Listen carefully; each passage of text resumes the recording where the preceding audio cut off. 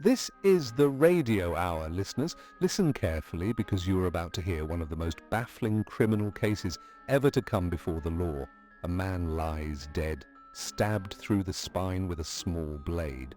The wound suggests someone with intimate knowledge of human anatomy, or perhaps just luck. The marshal investigating the crime examines the evidence carefully. Everything points to an adult, an experienced criminal, someone with motive, means and opportunity. But then a small detail emerges, a clue so insignificant that it is almost overlooked, a detail that transforms the entire investigation.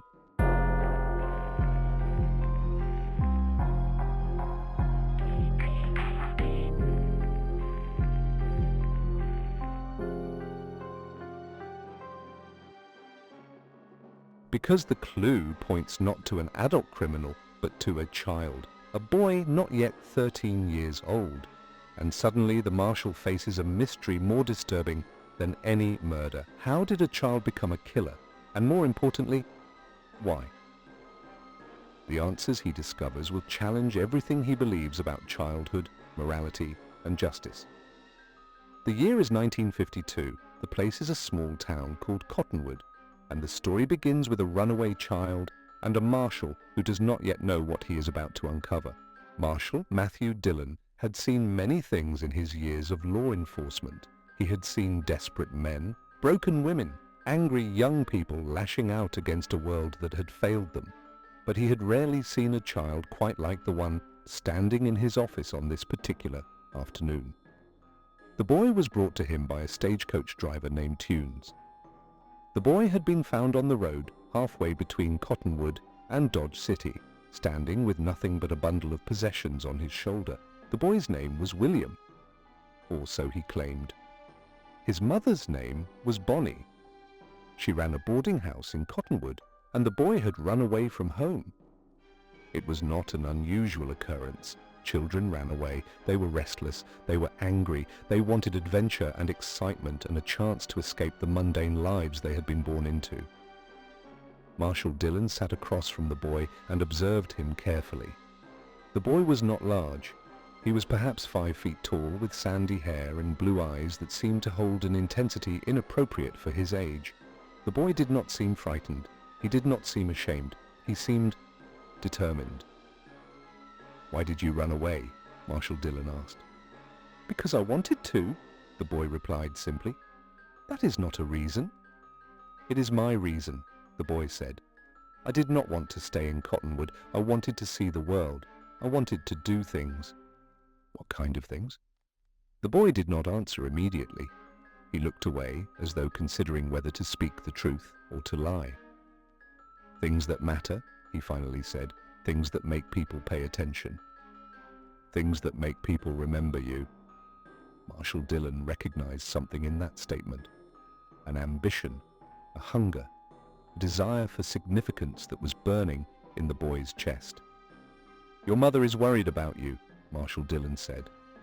"My mother is always worried," the boy replied.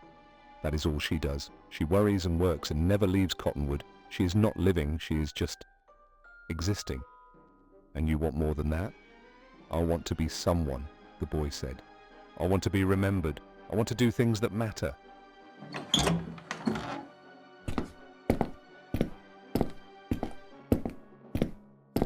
A woman appeared in the doorway. She was perhaps 40 years old, with worry etched into every line of her face. This was Bonney, the boy's mother.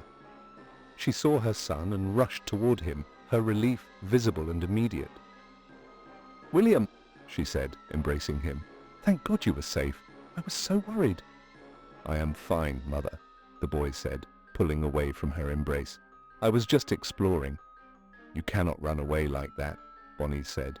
"It is dangerous. There are criminals and outlaws and all manner of dangerous men between here and the world you think you want to see."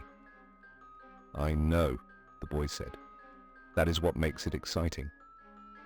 Marshal Dillon watched this interaction carefully. He saw a mother desperate to protect her child, and he saw a child desperate to escape the protection that was suffocating him. "I will keep him here for the night," Marshal Dillon said to Bonney. He can stay in one of the cells. Nothing will happen to him. And perhaps a night in custody will teach him that running away has consequences. Bonney nodded gratefully. She kissed her son on the forehead and left him in the marshal's care.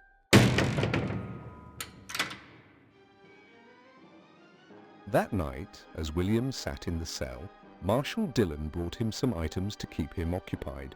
Books, stories about the West, tales of outlaws and gunfighters. Among them was a biography of Billy the Kid, the real Billy the Kid, a man who became famous, or infamous, for his crimes, a man whose name was remembered centuries after his death. William read the book with intense focus. He did not sleep, he simply read. When Marshal Dillon checked on him in the morning, the boy was still awake, his eyes bright with a strange kind of excitement. "I have read about Billy the Kid," William said. "He was remarkable." "He was a criminal," Marshal Dillon corrected. "He murdered people. He stole. He lived a violent life and died a violent death." "But he is remembered," William said. "Centuries from now, people will still know his name. They will still tell stories about him. He will never be forgotten." "That is not something to aspire to," Marshal Dillon said. "That is a cautionary tale." "But it proves something," William insisted. "It proves that you can matter, that you can be significant, that your life can mean something." Marshal Dillon felt a chill run through him as he listened to the boy speak. There was something in the way William talked about Billy the Kid, something that suggested the boy was not merely reading history. He was studying it, learning from it, considering it as a template for his own life.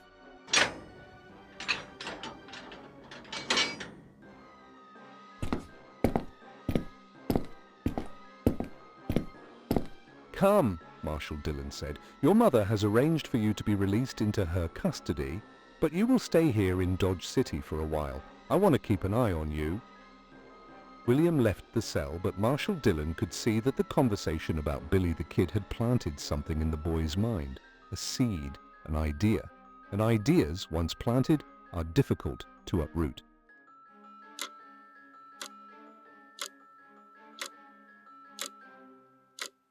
Over the following months, William remained in Dodge City under Marshal Dillon's supervision. The boy worked odd jobs. He attended school occasionally. He seemed to be adjusting to his situation. But Marshal Dillon noticed something disturbing. William spent all of his free time reading, and nearly all of his reading concerned criminals, outlaws, gunfighters, the most dangerous and notorious men in the West. William studied their tactics. He learned about their weapons. He read about their crimes with the intensity of a scholar studying ancient history. And gradually, William began to speak differently. He began to express admiration for the outlaws. He began to suggest that society was wrong to judge them, that they were in fact great men who refused to be confined by the rules of ordinary people. "Billy the Kid was not evil," William said one afternoon, sitting in Marshal Dillon's office. "He was just ambitious. He wanted to matter, he wanted to be someone. He killed people," Marshal Dillon said. "That is evil." "Does that matter if he is remembered?" William asked. "Does it matter if he is famous? If everyone in the world knows his name?" "Yes," Marshal Dillon said firmly. "It matters." But he could see that the boy did not believe him. William's eyes held a kind of fanaticism that worried the Marshal deeply. "William," Marshal Dillon said, "I want you to understand something. Fame gained through violence is not real fame. It is infamy. It is the kind of memory that is associated with shame and suffering. But it is memory," William said. "It is significance.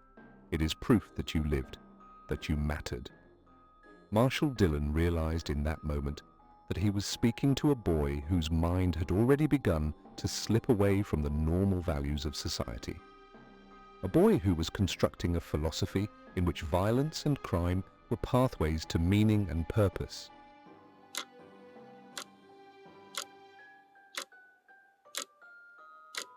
Weeks turned into months. William seemed to settle into Dodge City. He made no more attempts to run away. He attended school, he worked. But his obsession with outlaws and criminals only deepened. And then one day, something happened that would set the stage for tragedy. A man came through town, a man named Clay Richards. He was wanted for murder. He had shot a cashier during a bank robbery. He was on the run and desperate. Clay came into Dodge City at night, trying to stay hidden. But someone reported him. Marshal Dillon caught him trying to escape. There was a struggle. Clay had a gun. The marshal did not have his weapon drawn. For a moment it seemed that Clay might kill the marshal, but then a young man stepped between them, a boy named William. William, without thinking, without hesitation, placed himself in front of the marshal. He took the gun away from Clay. He helped the marshal apprehend the criminal. When it was over, Marshal Dillon looked at William with something approaching awe. "You saved my life," the marshal said. "I could not let him hurt you," William said simply. For a moment, Marshal Dillon believed that the boy was good, that his obsession with outlaws was merely a phase, that William would grow out of it and become a decent man. He was wrong.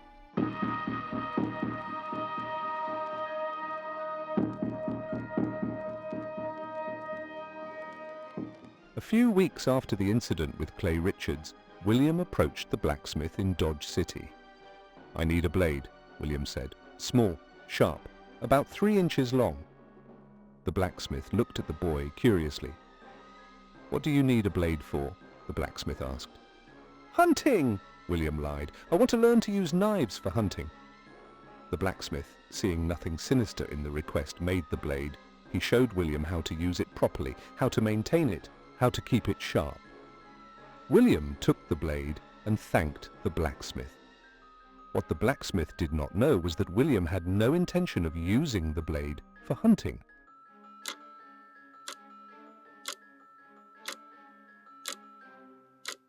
Marshal Dillon began to notice a change in William. The boy seemed more focused, more determined. His eyes held a kind of clarity that was almost frightening. One afternoon, the marshal asked William directly, "What are you planning?" William did not answer immediately. He looked at the marshal with an expression that was difficult to read. "I want to be remembered," William finally said. "Like Billy the Kid, like all the great outlaws. I want to do something that matters. Something that will make people talk about me. Something that will make my name live forever." "William," Marshal Dillon said, his voice heavy with warning, "I cannot let you do that. You cannot stop me," William replied calmly. "I have already decided what I am going to do, and nothing you say will change my mind." Marshal Dillon felt a profound sense of dread wash over him. He saw in this child the seeds of a killer, and he realized with terrible clarity that he had failed to prevent it. "Tell me what you were planning," the marshal said. But William would not speak. He simply smiled, a smile that held no warmth, no youth, no innocence.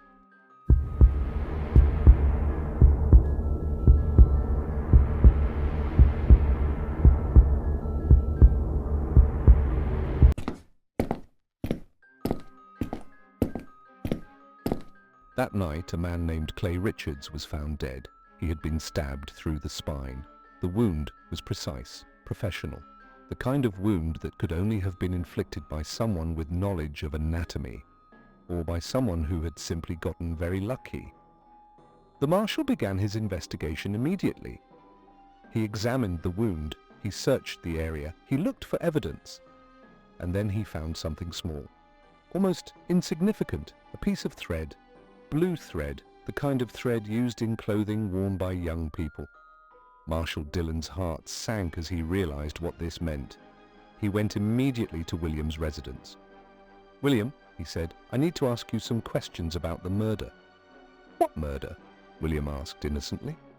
"A man named Clay Richards was killed last night. He was stabbed through the spine with a small blade." William did not react. He did not show fear or guilt or any emotion at all. "Why are you asking me?"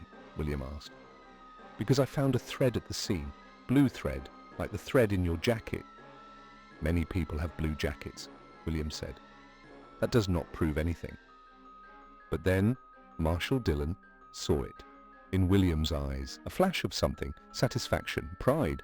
The boy had killed and he was proud of it. "Did you kill Clay Richards?" the Marshal asked directly. For a moment, William did not answer. Then he smiled. "Yes," he said simply. "I did."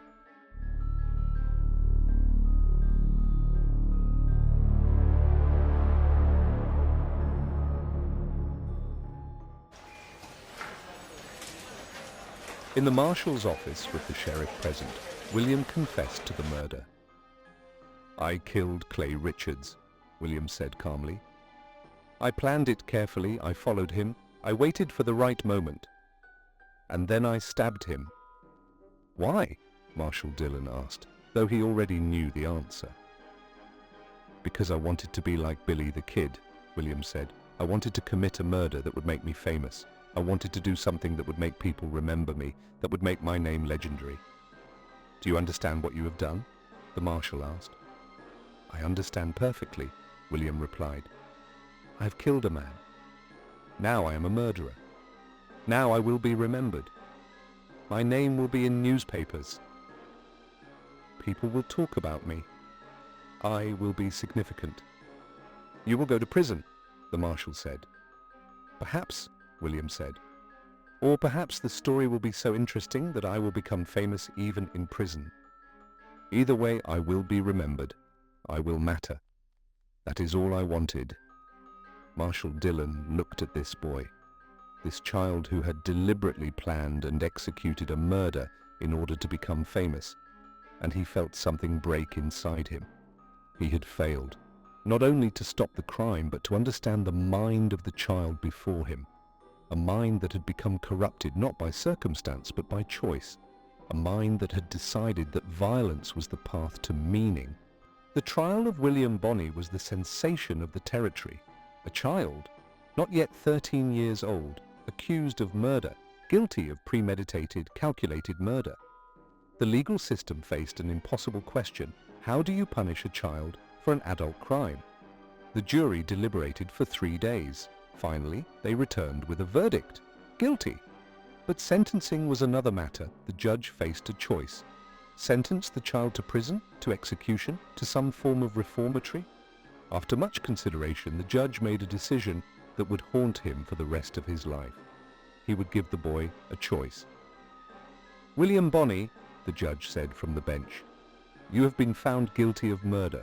You have the choice before you. You can spend your life in prison, or you can attempt to prove that you can change, that you can become a different person, that redemption is possible."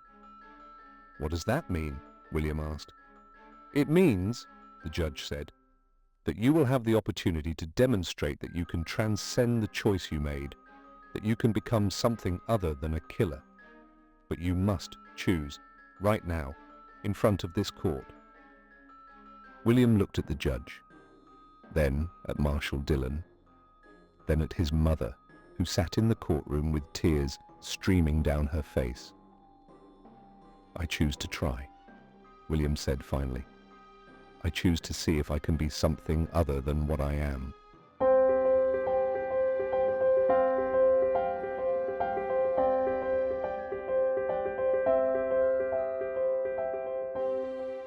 "30 years have passed since William Bonney stood trial for murder.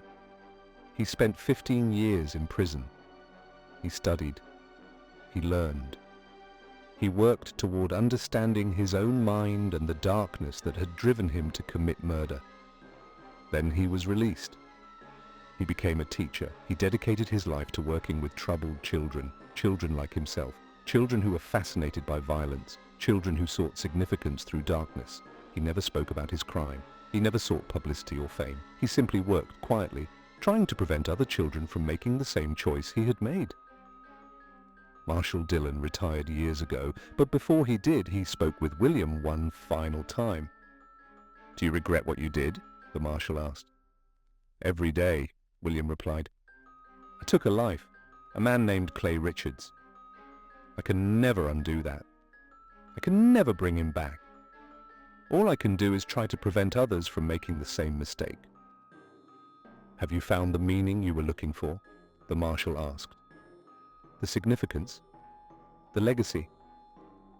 "I have found something better," William said. "I have found purpose. Not through what I took, but through what I give. Not through my crimes, but through my redemption." Marshal Dillon nodded slowly. He had spent 30 years wondering whether he had failed William, whether he could have prevented the murder, whether the system had failed them both. But looking at the man before him, a man who had transformed himself from a would-be legendary killer into a teacher and healer, the Marshal understood something. Perhaps redemption was not measured in moments. Perhaps it was measured in years, in choices made every day, in the quiet work of becoming better than your worst self.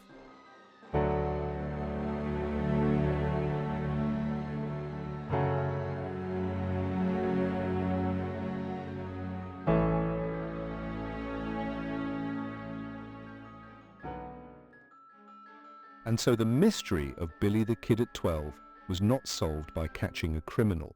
It was solved by watching a criminal choose to become something other than what he was born to be.